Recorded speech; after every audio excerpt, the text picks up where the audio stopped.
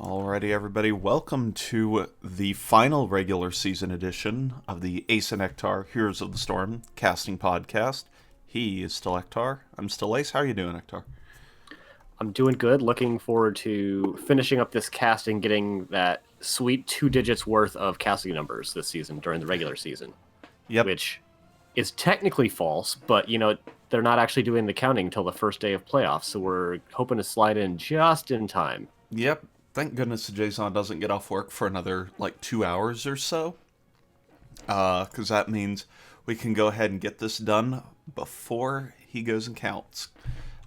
So, not saying we're doing this just to get our 10th cast to be on the ballot, but we're definitely doing this to get the 10th cast to get on the ballot. But that is not that important. So the lucky people, the lucky teams of the recipients of this extra cast are the Spooky Ghosts and Soak Every Lane out of B West. And should be good. Big fan of both of these teams, but not so secretly, Spooky Ghosts is one of my favorite as a casters. If you've never had the opportunity, when you ask if the Spooky Ghosts are ready, they will reply by each displaying a different ghost emoji that also happens to appear in their logo, and they do it in order, in succession, and it's amazing. It's the smallest little thing that just makes you feel so great. It's really pretty nice. I really enjoy watching the 5 ghosts come through every single time. Dedication to it. So, really good. All right. Go ahead. I mean, on the other hand, the Soak Every Lane are a pretty long-standing team. They've been in NGS for quite a while, like the Ghosts have. And, I've had some friends on that team. We've scrimmed them in the past. We've been in the same division as them in the past. And, big fans of genuinely both teams. Yeah, definitely here. Well, seeing how we got here, we don't know who won the coin toss, but we do know that the Spooky Ghosts went ahead and banned Tomb of the Spider Queen and Battlefield of Eternity. And Soak Every Lane has banned Braxis and Towers. Spooky Ghosts have picked the map, so I assume Soak Every Lane won the coin toss and opted for first pick, as teams generally do in the Season 10 meta. And we're fair guess. Yeah, we're going to Volskaya Foundry. So I like this map. It's not as standard as Infernal Shrines, but it's a very standard map. It plays out similarly most of the times that you play it, which means that when the team picks it, it feels like they can just probably play them in a straight-up fight. Yep, indeed. All right. Didn't update my Oliobs to 0.7. Oh, no. I know. How could I not do that? We're still on the Thank God nice I version. have, so I can still track the icons. Yeah. All right. On the left side of the map, in the blue trunks, we have the Spooky Ghost with Eric with a K, on Imperius, Little Wolf, on Lucio, Rogoth, on Diablo, Kalidas, on Tychus, and Boundary X on Greymane. And on the right-hand side, in the red trunks, already pinging the bot lane, they are Soak Every Lane with FOK spam on Malfurion, Doubles playing Orphan. We've got DMN playing Junkrat, Kid is on Malthael, and Philip K is playing the Varian. Ektar, as a co-caster, you are legally allowed to hit tab to see what everyone's playing. I'll keep that in mind. All right. I always want to try to do it without actually doing the tab thing. It feels like an admission of failure. In that case, I'm a failure almost every time I cast with you. Looking at the level 1 talents, we do see the auto attack Diablo, the smooth moves. Oh no, it's Accelerando from Lucio. That is interesting, giving that extra move speed. Yeah, it really helps him to zip around the map, even faster than regular hero move speed, and with speed boost activated, because it stacks, he gets getting real quick. Yep. I do need to remember that I, in fact, am in control of the camera. Don't often have to do that while you're doing the main production, so, that's the thing we have to be aware of. Kid gonna be up here, double soaking top mid here on Volskaya, letting the rest of the team do a 4-man in the bottom, so should be a little bit of an interesting arrangement, see if Spooky Ghost can do anything about that. Both teams taking their camps relatively quickly, slightly faster for the Ghosts, even though they had one fewer hero on it, but they have just better camp-taking heroes on that side in the Grey Main. We have a very early attempt at the Biotic Emitter, but with 2 heroes in the bottom lane and one still in mid, this looks like it's going to be very difficult for Soak Every Lane to actually contest it. They get a boop off, but Philip K is going to have to leave, as Varian is a glorified melee minion until level 4. Yep, good, nice job there from the Spooky Ghost identifying that. As you said, Varian is not a hero till level 4, despite giving full hero experience when killed, so take that advantage. About 2 or 3 lane minions worth of XP. That's actually about accurate. I think it's 4 lane minions worth of XP. It's kind of ridiculous how little heroes are worth early on, so... Given that Varian went into the Q quest on level 1, we're not surprised at all to see him picking up Taunt here on level 4. Also, there's no one else that would be filling that main tank role otherwise, so any other outcome would be pretty surprising. Little Wolf going in for a bit of an engagement onto Philip K. Philip does not turn around in time to get that taunt off onto Lucio. Yeah, Little Wolf's going to have to be careful. Point-and-click taunt is the bane of your Tracers and your Lucios and your Genjis and all your high mobility Overwatch heroes that still in 2020 get complained about. And, yeah, that'll be Philip K's strategy. We'll have to see if, again, how Little Wolf handles that as the first objective pops up here in the mid lane. Both teams taking their siege camp, but a lot slower for Soak Every Lane. But Malthael has rotated into the top lane to make sure that their camp wins. This will allow the Ghosts to get the initial channel time, but if Soak Every Lane are able to contest this for a long time or even push the Ghosts off the point, sending Malthael up to the top lane could work out well for them in the long run. Yeah, they will be able to close that XP gap that used to exist heading to level 7. We do have a gank up in the top lane. Again, yep. And nice job there by the Spooky Ghost rotating up and killing Malthael up in the top lane. So that'll at least... I don't know what it gets him besides a little bit of XP because there's nothing else happening on the map. Soak is Gets still him a little bit of control. XP. Yeah. It should force Soak Every Lane off of the point, although a very scary combo coming out. Philip K should be able to walk out of here. I think he just chose to stay a little bit too long there, not quite respecting the damage coming out from the Tychus, who actually went into dash, and this is after the most recent patch. So he could have gone in for the extra range on level 1, and that's basically the only thing I've seen Tychuses, or Taikai, I believe is the correct pluralization there, taking ever since that change.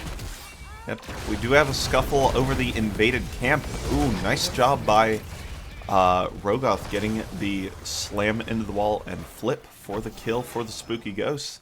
And now they're going to have 10 seconds without Junkrat to channel at this point. That's more than 20% just from the death timer. So they're going to be ticking up very close to that 99% when Soak Every Lane even has a chance to contest. But they're going to have to go up against 4 turrets and a Biotic Emitter. Yeah, that to me sounds like a fight that you take exclusively to try and convince your opponent to drop some items and then leave. Like, you don't fight successfully down 5 items at basically any phase in the game. Yeah, that's the dry push from Overwatch where you just try and force out ultimates. In this case, it is items. But they opt not to, just decide to soak out every lane and give the first Triglav Protector over to the Spooky Ghosts. Taunt coming out onto Rogoth, but not going to find any real purchase. Diablo is a pretty meaty boy. Although Taunt into Concussive Grenade could be a really scary combination if they get the coordination to do it. A little bit of a root coming out onto Rogoth, but Lil Wolf is going to give him the healing and the speed necessary to get on out of there. Yeah, that's a good observation there. The Taunt and the Junkrat Mine could essentially function the same as the root in the Junkrat Mine. Speaking of that mine, Rogoth booped over the wall and taken out. Triglav unable to punch down the center wall fast enough. But Spooky Ghosts, still with level 10, have capability of doing things if this Triglav were to pop. Soak Every Lane, though, does pick them up shortly afterwards, thanks to the kill. Really noteworthy as well. That was a 4 versus 5 that Soak Every Lane were able to take. Orphea has basically not left the bottom lane, so they've been out-soaking their opponents, as is their team name Desire, although Doubles is almost certainly going to die here. There it goes. Still probably doesn't quite offset the XP advantage Orphe was able to get during that objective. But it was a little bit of an unnecessary death. Yeah, there's been 4 kills so far in favor of the Spooky Ghost. A lot of catches in rotation, so Ghost doing a good job at that. Taunt comes out onto Lucio. Little Wolf does get the push off to go ahead and escape without having to commit any items. Rogoth goes in with the Apocalypse. Doesn't find too much out of it. Tranquility and Sound Barrier out as a defensive ults to make this fight go well. Ooh, nice spear from Imperius. Eric with a K with a nice Q. Does confirm the kill on the main tank, and that ends the fight. Spooky Ghost gonna take this camp. So yeah, noteworthy ult pickups. We have a lot of standard ults as you would expect, but we do actually have the Draken Laser Drill, as well as the Tranquility, which are somewhat surprising pickups as well. Warbringer isn't typically seen with the Taunt variant build. It's usually more with the other 2 heroics that he has, or, you know, 4th abilities that he has. Yeah, definitely. I've seen Drill become more common because Tychus can just play as, you know, Tychus more. So, I mean, Yeah, you lose your percent damage. Yeah. Good question, Ektar. Where are they going to put this turret? I mean, they're just going to leave it on the ground, and I was actually saying they should just go drop it in front of like Bot Fort, like just by one of the towers. They instead decide to drop it right on the spot, and I mean, all the power to you, I suppose. They get the XP for it. Yeah. Somewhat of a flex, I think. There. Yeah, it's a bit of a flex to just drop that turret. We can't hold it anymore. So You definitely see DMN trying to do these taunt concussive mine drops. That was at least the 3rd solid attempt. It hasn't paid off quite yet, but like you only need one combo like that to really just make a team fight and snowball into something great. Yep, very, very true. Those picks become more valuable as the game progresses. And we do have level 13s approaching for both teams, already here for Spooky Ghosts. Oh, Philip K tries to make an engage happen, instead gets APOC comboed into Spear. Is in a little bit of trouble, but does seem to be walking out. Orpheus does drop the Crushing Jaws, but Malfurion is first fall. Doubles barely survives the Imperious Spear, and Varian goes down on the right side. So another 2 kills here for the Spooky Ghosts, and they're going to have full control over this top point, and they still haven't even committed an item yet. Until right there. They have now committed an item so that they can successfully go under this fort a few seconds earlier. No, it's the right thing to do right now. Up 2 players and got a Triglav pushing in there. They might be able to grab a keep off of this instead of doing the standard play and rotating down to bottom. They could. It's risky. I think they'll just go straight to bottom. Kid is doing the smart play and trying to double soak, get as much out of the time where your heroes are dead as possible, but he is now dead. Yeah, he It is a matter of time that he should die. Yeah, he canceled his mount accidentally. I don't even know if it was accidentally. It might have just been... I don't know. Yeah. Yeah, regardless, he's picked off, So, and it's... if it was an accident, y'all should definitely be shift queuing your mount commands. If you're unfamiliar, you can queue commands to happen sequentially with shift. So if you Z and then hold shift and right click, you will mount and then start moving at the first possible frame, so you never accidentally stop mounting mid-mount again. That was a really cool pair of Junkrat mines that forced Rogoth into a really weird position. It's a 4v4 fight until the Triglav joins. Doubles tries to go in on Kaleidos, but does end up getting taken out. Rogoth is getting launched all over this fight, but AA Diablo does not really care and is sustaining himself through this fight. And there are 2 more kills for the Spooky Ghosts as they're barreling down this mid fort. That felt really unfortunate for Soak Every Lane, because they were taking about as good of a 4 versus 5 as you could have expected there. But then the Triglav, actually it's a 4v4, and then the Triglav shows up and just like rocket punches Orphe to death. That is the power of the rocket-powered fist. Very strong force, indeed. Yep. Currently we have Junkrat soaking out in the top lane, trying to make up that XP differential with the 16 talent tiers now online for Soak Every Lane. They're trying to make... Soak Every Lane trying to make a defense here in the bottom lane. I think I just called both teams by the same name one after another. That's okay. Triglav goes down. Eric with a K looking for a stab is not going to find it on Kid. Yeah, Kid pops the inevitable in there to get the unstoppable Malthael. Very tough to pin down, both with a button and with a... Ooh, wow. An unstoppable of its own. Philip K gets engaged upon really hard, but a nice parry does prevent him from getting taken out. Now Lucio, in a lot of trouble, drops a beat just in time for the Junkrat tire hit to save himself. Still hasn't committed the biotic emitter to this fight to just be safe, so nice discipline there, keeping that available, and Spooky Ghosts get out of that with no deaths. No deaths, and they have inventory space now. Rogoth can actually go pick up a turret if they decide to cap that. Well, with the level 16 advantage, they could just take the support camp again. That works just as well, if not even better. I forget, do they stack if you put them on top of each other? They do not provide additional healing. Okay. I wasn't sure. I'm almost completely sure of that. Okay. There's a world where I'm wrong, but I don't think that's the world we're living in. Oop. Flex Turk commit again. Let's see. Do we see it? There it is. Sure do. Way to go, Kaleidos. It would have been beyond hilarious if two people did it. Yeah, they accidentally dropped 2 turrets to pick up one. That's the kind of play I want to see here. Yeah, Eric with a K is going to get caught out here, but not going to be able to combo down Eric with a K, who is going to turn around and stab Philip with the K, who did have parry up, but unfortunately not able to stop the cursed bullet, as it is not an auto attack. Inevitable One comes out, saving Kid for now. Big crushing jaws, but an even bigger beat drop from Lucio is going to save Boundary X, and they'll get the counter kill onto Orphan.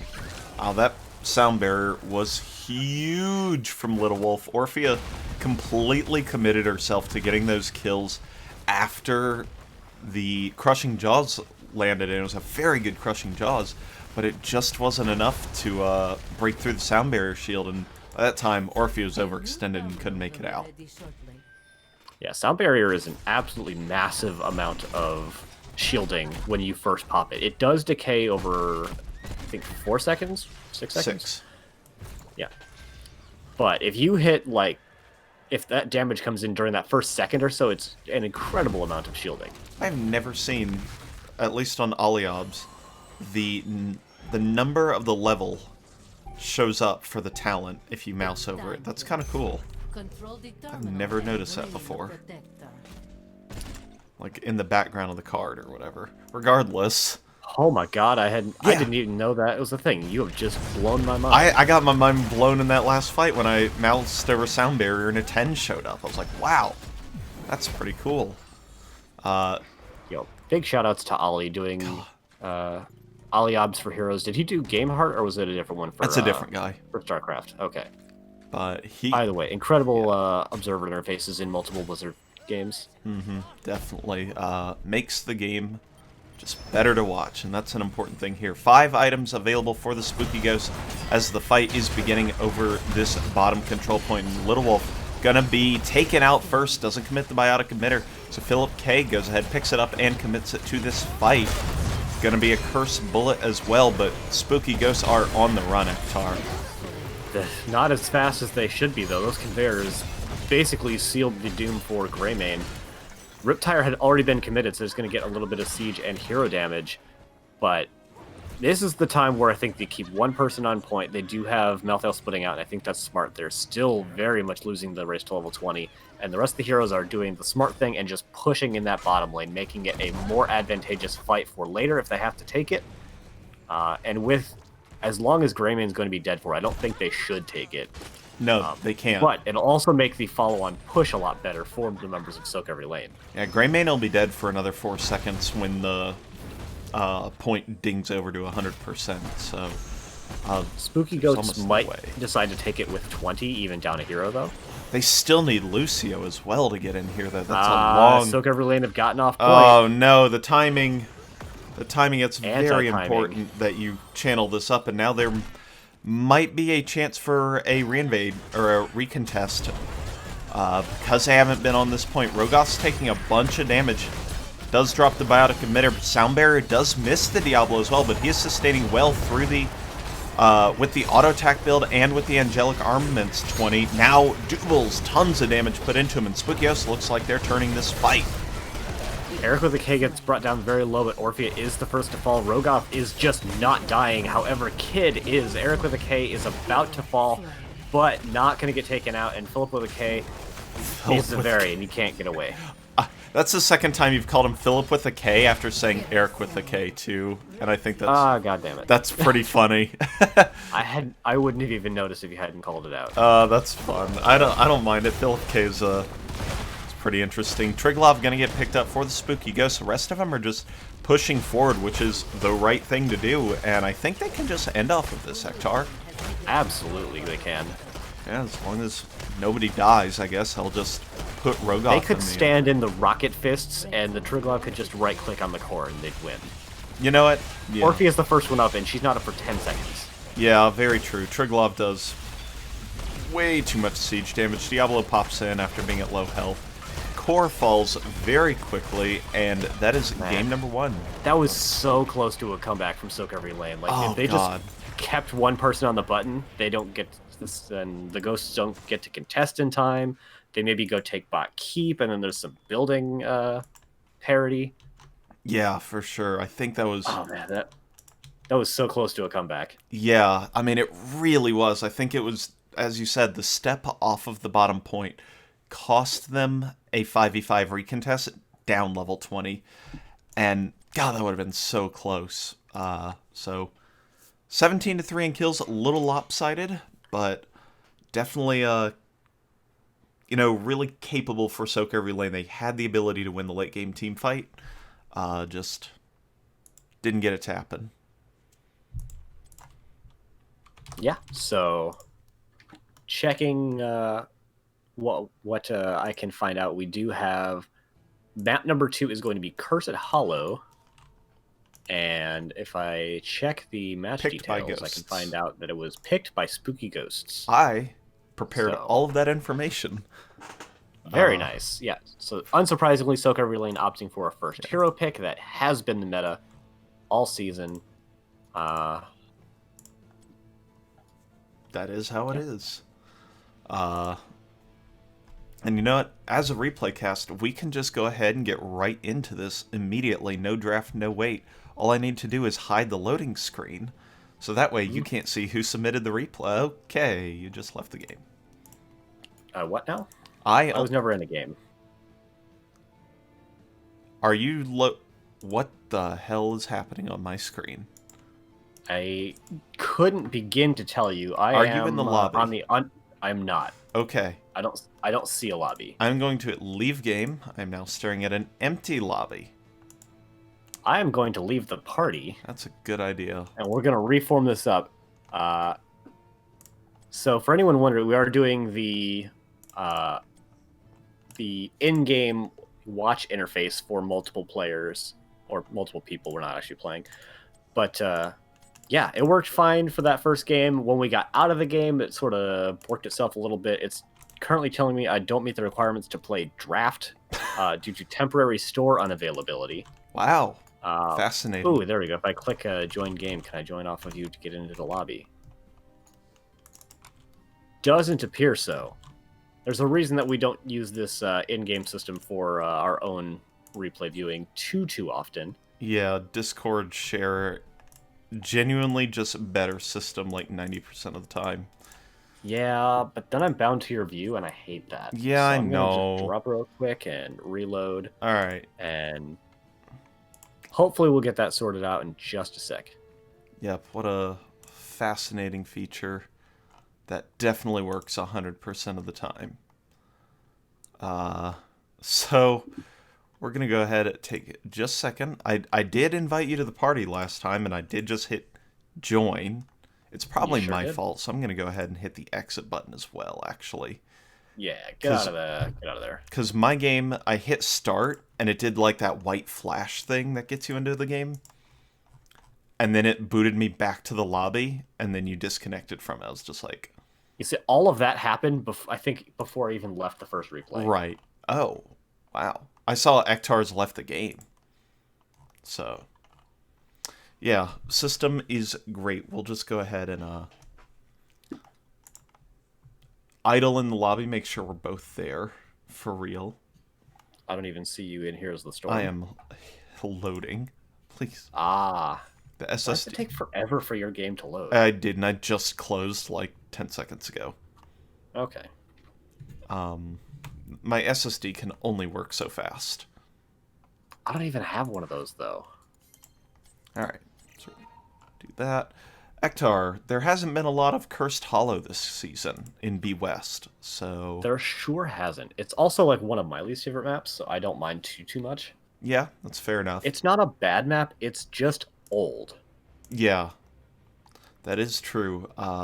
In B West, as of the last Stats of the Storm update, 80... So today. The last one I looked at, so last week, 50% of the maps were 80% of the games. So that's Volskaya, Shrines, Infernal Tomb, Shrines.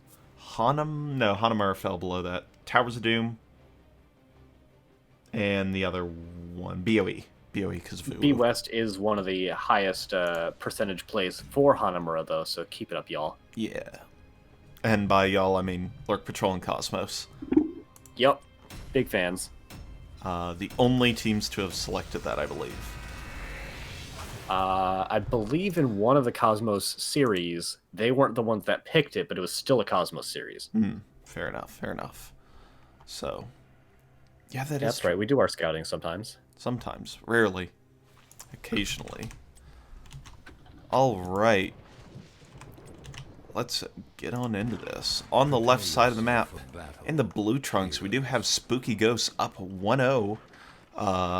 In this series, we've got Little Wolf on Anduin, Kalidas on Li Ming, Rogoth on ETC, Boundary X on Tassadar, and Eric with K on Diva. And on the right-hand side, in the red trunks, they are Soak Every Lane with DMN13 playing Jim Raynor, FOK Spam playing the spammiest of Chromies, Doubles playing Dahaka, Philip K playing Johanna, and Kid is on Uther. Alright, well, as we like to do, this is a main tank... No, it isn't. It's a healer Uther game, but we have Q It is a healer Uther, but Q Quest, which is definitely not the normal... level 1 talent for healer Uther these days. Definitely a lot more favor being shown towards that W quest.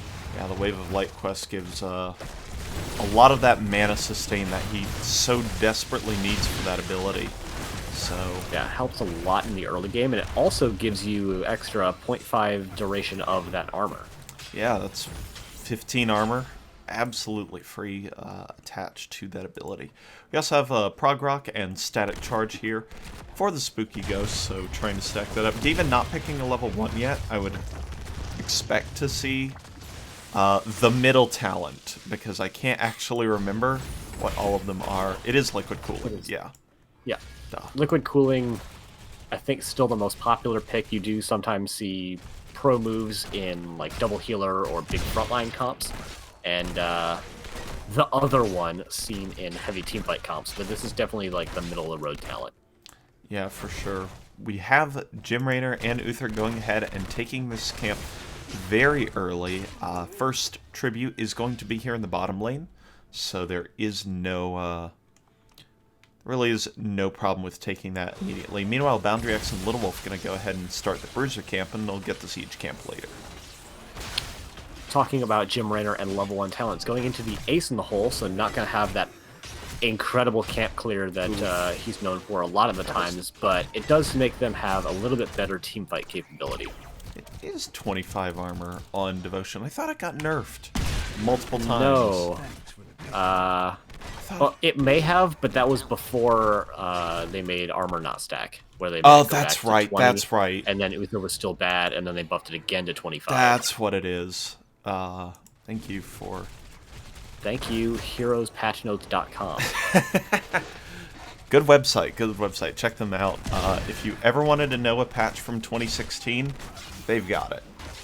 If you ever wanted to find out when Nazebo stopped putting spiders in his jars unless they put heroes, heroespatchnotes.com. A skill shot that required no skill. Seems great. There is an invade coming out here. It kind of feels half-hearted with only 3 members here. It feels like they're going to force out a Diva mech maybe and then try to leave. Liquid Cooling, though, does keep the Diva alive. So... Does give opportunity for Silk Every Lane to take a very favorable forward position for this objective, though, as the members of Spooky Ghosts haven't even begun to rotate. Yeah, that's very true, and with the Chromie being able to set up those time traps, or time trap because we have time troubles, not Anderhall anomaly or anything like that, is going to be quite good. Spooky Ghosts trying to interrupt, maybe? Not really. No. Nope, they are just going to go ahead and clear out the lanes and give up that first tribute to kind of reestablish their position. And that is the type of decision that does give this map actually some really cool decision-making, being able to decide, we're just not going to do this one, because you don't get any value at all until you hit that third objective. So you can definitely, like, oh man, we've rotated slowly and can't get a good position. We'll just not fight this one. Or we're down 13 and our opponents only have 1. We'll just give this one. Yeah, that's one of the cool things about this map. I definitely agree with you that the decision-making based on that, I think is probably the coolest part of this map. Though it does make the quick match experience fucking awful sometimes, where, you know, someone gets ganked in lane, which happens, and then you make the call, we're not going to go to this one because we're down a hero, and the other 3 members of the team don't get the memo, and then you feed over 3 kills. And you get reported for 1. AFK. Yeah, it's great. Alright. Anywho, second objective up here on the left side, which does favor the Spooky Ghosts. Rogoth taking actually a lot of damage from DMN and FOK Spam. Are going to get yanked out by Little Wolf. Double's coming in with that quick movement speed. Is going to get a tongue on the Tassadar, but he should be able to walk on out of there thanks to that force wall. Philip K taking a lot of damage. Eric with a K is going to be forcibly demeched, and it looks like it should be a disengage coming out from Silk Every Lane. Yeah, Philip K and DMN got very low. He's actually going to be chased down a little bit, but with the nice heal from Kid, is going to make it out. But Uther is now out of mana, so he's going to have to Hearth before the next objective. Yeah, with Q-Quest especially, you really need to focus on getting those multi-person armor reducing. Is Rogoth Crowd Surfer? Why is he just hanging out here? He's not. He's just hanging out weirdly in that bush. But yeah, until Uther gets at least the first bit of the mana reduction on Q, he's just going to chunk through mana all the time. Big rotation coming out of the FOK Spam. Does drop the Slowing Sands, but is going to go down. Yeah, just got caught out in no man's land, tried to predict with the Gladiator's Medallion when ETC was going to slide, but Rogoth did a great job just stalling that out and just fighting when it was, or sliding after the Li Ming Orb went out and confirming it. So nice job there. That's going to give Spooky Ghosts their second tribute, and close to level 10 as well for both teams. Silk Every Lane doing the smart thing and just leaving Dahaka in top lane that whole time so that they can at least stay a little bit ahead on XP. Although Spooky Ghost going for a very cheeky boss play. They don't really have an advantage. They're just taking boss because it's on the map, and it is seen by Philip K, who pops the Iron Skin and is going to try to walk out, but ooh, it's going to be close. The CC is good. Nice, oh, I can't believe Subdue didn't get finished there. I know, Missed the that looked back like one. it was an easy sub done. I think Philip K stepped back once and it missed whoever was in the back there. So, yeah, unfortunate there because Subdone is super good. DMN actually struggling on this camp, but it is spawning near the objective, so that's, you know, it's not too much of a big deal besides a little bit of health loss.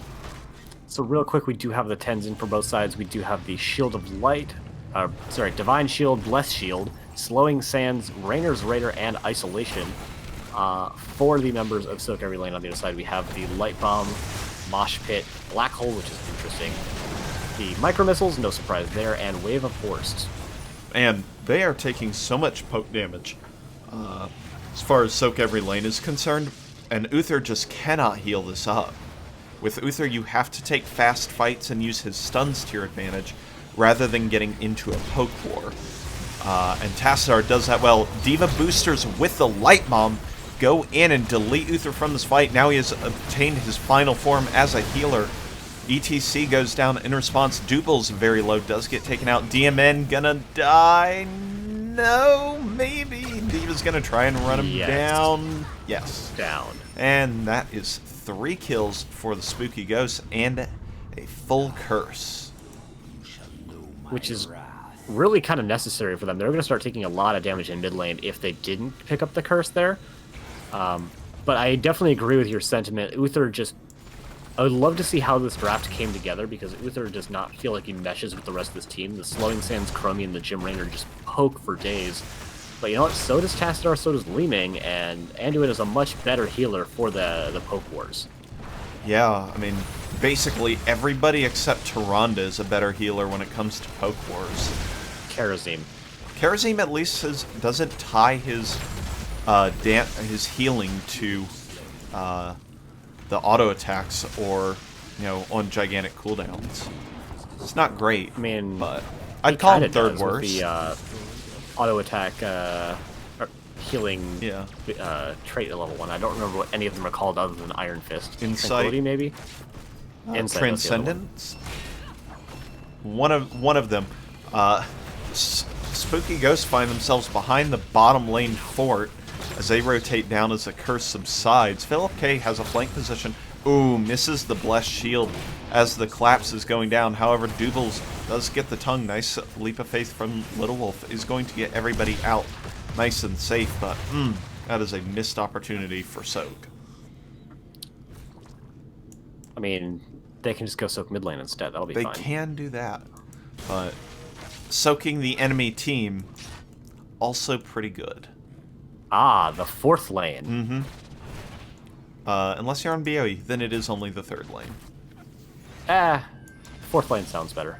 Fair enough, fair enough, fair enough. So, yep. Spooky Ghosts are taking their Bruiser camp. They actually let it leash one too many times, and it leashed to full hit points, so they have to start all over.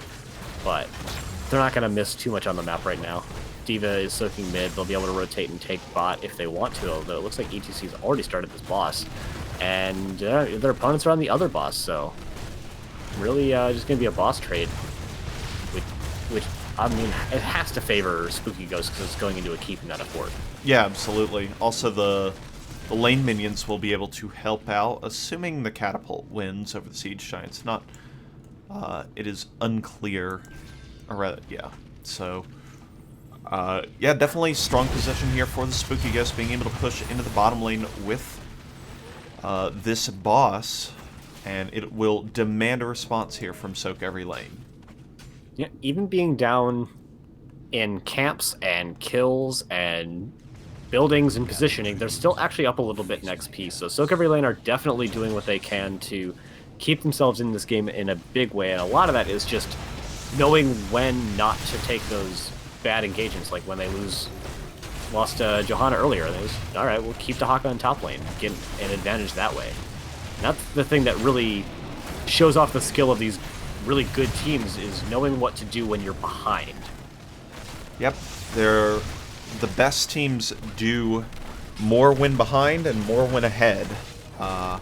Push their advantages further, like Spooky Ghost did, making sure they won with that Triglav Protector easily last game, and Soak every lane making sure to stay close in XP despite being down in pretty much every metric.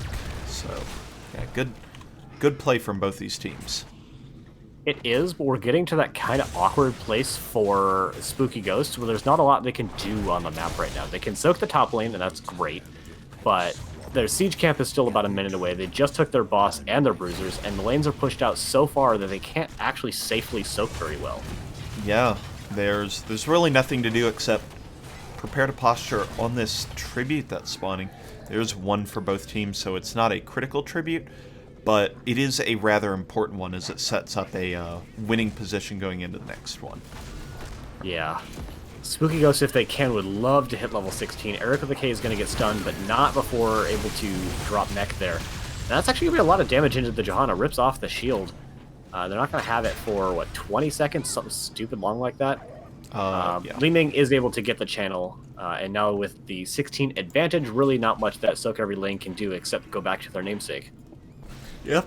All the lanes still pushed out against them, so they do have an easier time soaking. They may try and make a push happen in the mid lane here, with the Bruiser Camp giving them 20 spell armor against a Tassly Mincom. FOK spamming a bunch of trouble, though. Eric with K dropping the large D Matrix to try and slow down. D Shield saves Crummy's last 30 or so health to be able to escape, but that leaves Johanna out for dry. Philip K gonna be taken down at the cost of a mech. So 1 for half trade as far as kill XP is concerned, but having that 5th body able to remech is obviously very much better. You know, they took a good fight. I would have liked to have seen them commit even harder, though, because they could see that Dahaka was in the bot lane. And for a while there, Rogoth was just chilling in a bush. He definitely could. I definitely think he could have gotten in there and gotten a nice fat mosh and possibly gotten even more done with that 16 advantage that they had bought for themselves. Yeah. But it's hard to argue with results. They're picking up another curse as well as maintaining about a half a level XP lead. Yeah, this is danger zone for Soak Every Lane. They can't die here, or this game, depending on how many die, could come to a swift conclusion here. And the defense is going to have to be strong here. 5v4 in favor of Soak in the top lane. So they're trying to get a good fight now, but they haven't seemed to have found it yet. I definitely agree, and I can hear the Kenny Loggins playing in the background as Soak Every Lane are trying to make this team fight, but a huge light bomb is going to hit on into 3 and secure that kill onto Jim Raynor. Dubal's trying to get out. Philip K trying to step in and allow that to happen, but is going to sacrifice their own lives. Dubal's looking to get out of there. Chromie is only surviving right now because of Kid. And with 2 dead, Spooky Ghosts are looking to make another core push, especially with that now 2 additional kills. And it looks like it is all over but for the screaming for the members of Soak Every Lane.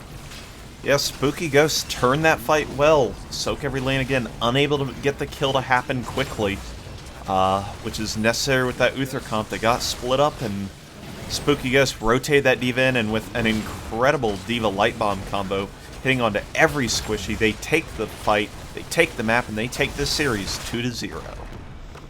I've seen a lot of different Light Bomb combos. I haven't seen it with Diva yet, and I like it because you're not deviating anything to do it, which is the thing I don't like about Light Bomb comps. Like the Falling Sword Light Bomb combo, it's effective, but it also means you're taking Falling Sword, which is just the worst, a worse heroic until level 20. Or doing it with Genji, Swift Striking in, I mean, now you've used your best damaging ability just to get a big stun out of people. With Diva, in a lot of cases, you're just going in anyway so that you can catch up and get into that position, and putting a big old stun and a shield on it just makes so much sense. Yeah, absolutely. It's a nice combo coming out from the Spooky Ghosts, and they've taken the series 2-0 in a little bit of an upset fashion, I would say. Yeah, I think even with that, they're slightly behind in playoff standings. I had this pulled up. I still have... Oh, the result of this match, Spooky Ghosts are 14 points to Soak Every Lane's 13. Spooky Ghosts end in 6th place overall, with Soak Every Lane in 7th. So I would have thought that this match would have probably been a little bit closer than it ended up being. Yeah, I think Spooky Ghosts really came to play today, and it rewards them with a little bit of a better seating position. So, yeah, good for them. We'll see what the Ghosts get to do against Uwu. What? Is that right? That doesn't... On the division agenda, there's Uwu versus Cosmos. Yeah, because they're the 4th and 5th seeds. That's right. I'm looking at the exact same. The standings are swapped on my screen because points tie. Thanks, video game. Gotcha. You could just go to the tournament tab, though. I could click on the tournament tab, so they're going to be playing against... That way you can see Spooky Ghosts are playing versus Better Than Bots, and Soak Every Lane are going to a funeral. I mean, playing versus Bronze 6. You know what? You're probably right. Still going to root for Soak Every Lane, though. I would love to see Soak Every Lane come up to play against Bronze 6 and, like, really... just mess them up. I think it's unlikely, But it would be but I'd good. love to Oh, see it. definitely. Definitely. And I think they're capable of it, is the thing. Alrighty, we've got practice to get to, as we've got some playoff What? games coming in soon as well. So that'll be it for us. Thank you for Are we watching. not going to POV? Not going to do a POV stream of the playoffs or practice rather? No. No. But I need to soak channel points, Ace. Gotta soak channel points. So I know. I get them so much faster in every other stream because I they stream more than once a week. I'm so sorry that I only stream once a week. There's not much I can do. I mean, there is. Yeah. Watch during But Brood War more then. Although I end up streaming that to Discord more than anything. Anyway, thanks for watching, everybody. We'll be back for some playoffs. We're gonna get the world's tiniest raid onto somebody. No, I don't think I will. There's nobody in NGS going, and nobody that I'm following that's going. And Fair you know enough. what? That's fine with me. So thanks for watching. We'll be back with playoffs, probably on Nectar's channel. And yeah, thanks, and see you next time. Bye.